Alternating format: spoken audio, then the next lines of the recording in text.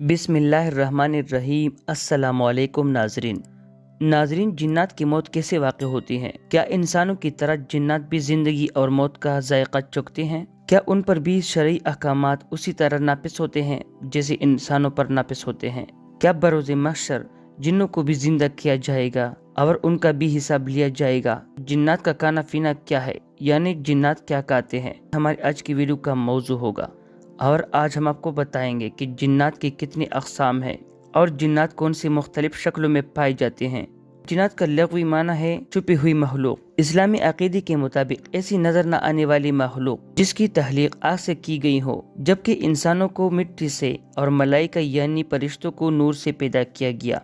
जिन्नात के मुताबिक ख्याल किया जाता है कि वो मुख्तलिफ किस्म के रूप बदलने की सलाहियत रखते हैं। नाजरीन, कुरान और हदीस में जिन्नात का जिक्र मौजूद है। कुरान मजीद फुरक़ान हमीद में जिन्नात के नाम पर एक पूरी सूरत जिन मौजूद है, जिसकी इब्तिदा इस आयत से होती है कि जिन्होंने रसूलुल्लाह सल्लल्लाहु अलैहि वसल्लम को कुरान पढ़ते सुना और उसे अजीब व गरीब पाया तो अपने साथियों को बताया और वो मुसलमान हो गए। नाजरीन, ये एक हकीकत है कि जिन्नात इस दुनिया में पाए जाते हैं और कुदरत ने उन्हें कई ताकतें अता कर रखी हैं। वो खाते पीते हैं और जिंदगी गुजारते हैं। कुल्लु नफ्सिन ज़ाइक़तुल मौत के मुताबिक मौत का ज़ायक़ा भी चखते हैं। इस हवाले से उलमाए कराम के दो अक़वाल है। हज़रत हसन बसरी रहमतुल्लाह अलैह कहते हैं कि जिन्नात को मौत नहीं आती। उनके मुताबिक जिन्नात को भी उसी तरह मोहलत दी गई है जिस तरह इब्लीस को दी गई है।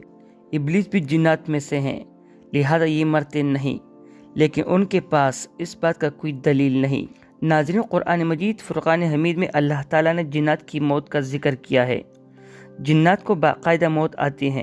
हज़रत अब्दुल्ला बिन अब्बास रज़ियल्लाहु अन्हु से पूछा गया कि जिन्नात मरते हैं, तो उन्होंने फरमाया बिल्कुल मरते हैं, मगर इब्लीस नहीं मरेगा, उसको अल्लाह ने मोहलत दे रखी है, वो ता क़यामत जिंदा रहेगा। और फरमाया कि ये जब बूढ़ा हो जाता है तो फिर से जवान कर दिया जाता है। ये हमेशा 30 साल की उम्र का रहता है और बुढ़ापे के बाद हमेशा जवानी के जानिब लौट आता है। ये रहेगा और बाकी जो जिन्नात हैं उनको मौत हो जाती है।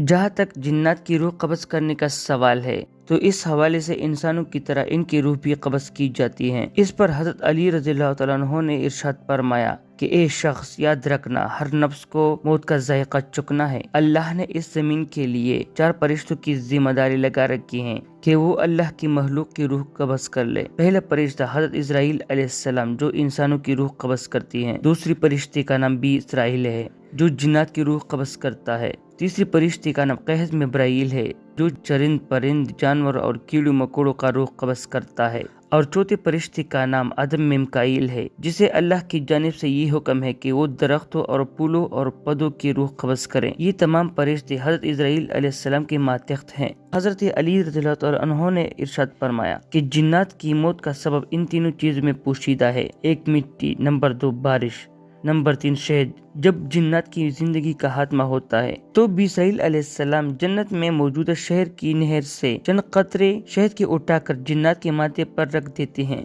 और यूं जिन्नात तड़प उठते हैं। और फिर वो जिन जो अल्लाह के कवानीन को तस्लीम करते हैं उनको वो शहद लुत्फ़ व सुरूर अता करता है। और ऐसी जिन्नात जो शैतान की दोस्त बनकर इंसानियत को गुमराह करते हैं, मौत के वक्त को कहते हैं कि हमने अपने आप पर बड़ा जुल्म किया है, हमने शैतान की बात मानकर अपने साथ बहुत बुरा किया। उस वक्त शैतान दूर खड़ा होकर ये मंजर देख रहा होता है और कहकहे लगा रहा होता है और यूं जिन्नात की रूह कब्ज़ होती है। नाज़रीन, इससे ये बात साबित होती है कि जिन्नात की इंसानों की तरह मौत और जिंदगी के मामलात है और इंसानों की तरह जिन्नात को मौत और हयात है और इन पर भी शरई अहकामात लागू होती हैं, जिसे अल्लाह ताला ने कुरान मजीद फुरक़ान हमीद में इरशाद फरमाया, वमा खलक़तल जिन्न वल इंस इल्ला लियअबुदून, यानी मैंने जिन्नों और इंसानों को अपनी इबादत के लिए ही पैदा किया। नाज़रीन, रिवायत में आता है कि इब्लीस को आसमानी दुनिया पर मुकर्रर किया गया था। उसका ताल्लुक फरिश्तों के उस ग्रोह से था जिसे जिन कहा जाता था और उसका नाम जिन इसलिए रखा था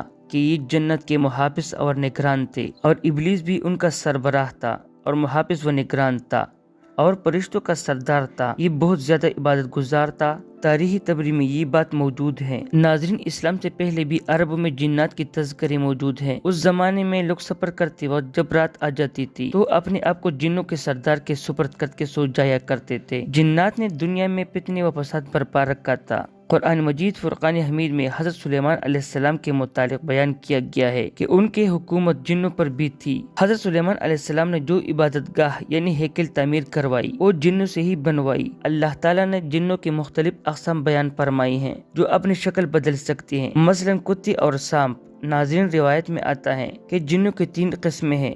ایک قسم کے پر ہیں اور ہواؤں میں اڑتے پھرتے ہیں، اور ایک قسم کے سانپ اور کتے ہیں، اور ایک قسم کے آباد ہونے والے اور کوچ کرنے والے ہیں۔ ناظرین، عبداللہ بن مسعود رضی اللہ عنہ بیان فرماتے ہیں کہ نبی کریم صلی اللہ علیہ وآلہ وسلم نے ارشاد فرمایا، میرے پاس جنوں کا داغی آیا تو میں اس کے ساتھ چلا گیا اور ان پر قرآن پڑھا۔ فرمایا کہ وہ ہمیں لے گیا اور اپنے آثار اور اپنے آنکھ کے آثار دکھائیں، اور نبی کریم صلی اللہ علیہ وآلہ وسلم سے زاد راہ یعنی کانے کے متعلق پوچھا تو انہوں نے کہا کہ وہ ہر ہڈی جس پر اللہ کا نام لیا گیا ہو وہ تمہارے ہاتھ آئے گی تو وہ گوشت ہوگی، اور ہر مینگنی تمہارے جانوروں کا چارہ ہے۔ نبی کریم صلی اللہ علیہ وآلہ وسلم نے فرمایا کہ ان دونوں چیزوں سے استنجا نہ کرو کیونکہ یہ تمہارے بھائیوں یعنی جنوں کا کھانا ہے۔ ناظرین، قیامت کے دن جنوں کا بھی حساب کتاب بھی انسانوں کی طرح ہوگا۔ مجاہد رحمۃ اللہ علیہ نے اللہ کی اس فرمان کے متعلق کہا ہے کہ یقیناً جنوں کو یہ معلوم ہے کہ وہ پیش کیے جائیں گے۔ قرآن مجید فرقان حمید میں جنوں کو مرنے کے بعد اٹھانے کی طرف متوجہ کیا گیا ہے، جس سے ان کو بھی موت و حیات کا ثبوت ملتا ہے۔ فرمان باری تعالیٰ ہے، اور ایک گروہ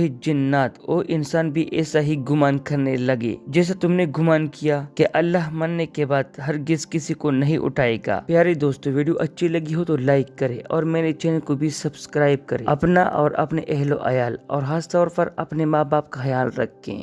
اسی کے ساتھ اجازت دیجیے، اللہ حافظ۔